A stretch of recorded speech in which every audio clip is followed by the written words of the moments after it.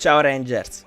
Oggi vi voglio parlare della storia del Power Rangers per eccellenza, ovvero Tommy Oliver. Durante la sua adolescenza, Tommy con la sua famiglia si trasferisce ad Angel Grove per poi frequentare lo stesso liceo di Jason e il resto del gruppo. Proprio con quest'ultimo si sfida nella finale di un torneo di arti marziali, che finisce in pareggio. Nei giorni successivi, Rita, notando le sue grandi abilità nel combattimento, decide di utilizzare la sesta moneta del potere, custodita fino a quel momento, trasformando Tommy nel malvagio Green Ranger. Dopo numerosi scontri, finalmente Billy e il resto del gruppo riescono a sconfiggerlo portandolo dalla parte dei buoni. Con il passare del tempo, Tommy si integra sempre di più con i suoi compagni, stringendo un particolare legame con Kimberly. Durante uno scontro con Goldar, quest'ultimo svela che il materiale che aveva trasformato Tommy in un malvagio era una sorta di cera magica collegata con i poteri da Ranger.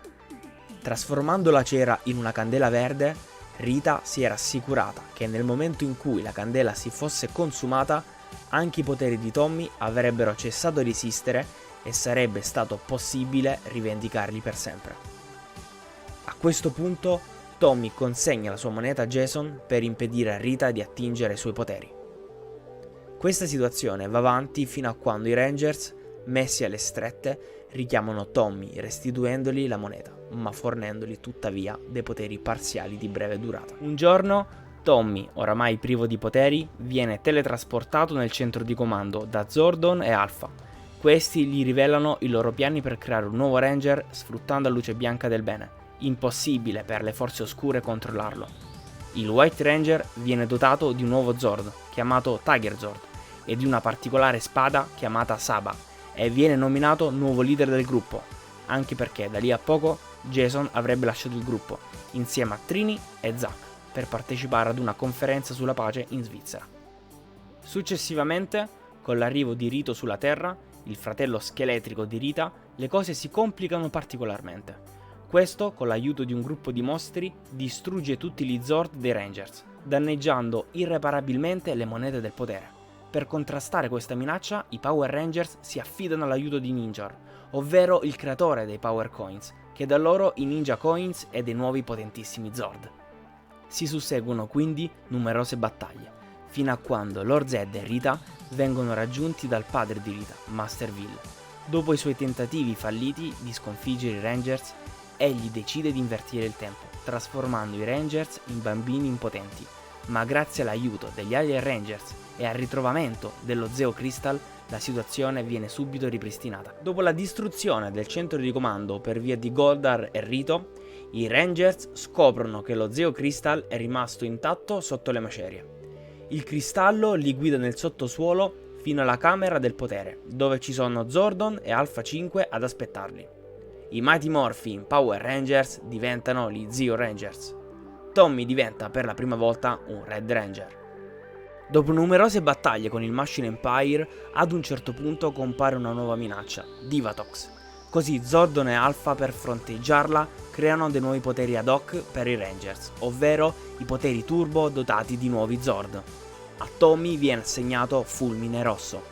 Dopo aver rovinato i piani di Divatox, finalmente Tommy, Adam, Tani e Kat sono pronti a diplomarsi e a riprendere la vita come persone comuni. Per questo motivo trasferiscono i loro poteri rispettivamente a TJ, Carlos, Ashley e Cassie. Ma non finisce qui, c'è ancora un'ultima missione da portare a termine. Anni dopo, Tommy viene richiamato da Andros per fronteggiare quello che è rimasto del Machine Empire. Così Tommy si unisce ad altri Red Rangers, sconfiggendo definitivamente l'impero meccanico. 7 anni dopo aver lasciato i Turbo Rangers, Tommy si dedica all'insegnamento della paleontologia a Riverside, in California. Un giorno, 3 studenti del suo liceo, Connor, Ethan e Kira, vengono messi in punizione e Tommy viene incaricato di supervisionarli. Per pura casualità, questi si imbattono in 3 pietre speciali, ovvero le Dino Gem, che danno loro dei poteri, come la super velocità o una maggiore resistenza.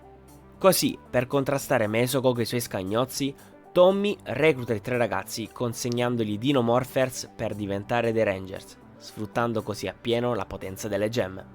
Ad un certo punto Tommy sparisce e Connor con il resto del gruppo scoprono un videodiario registrato in caso di emergenza.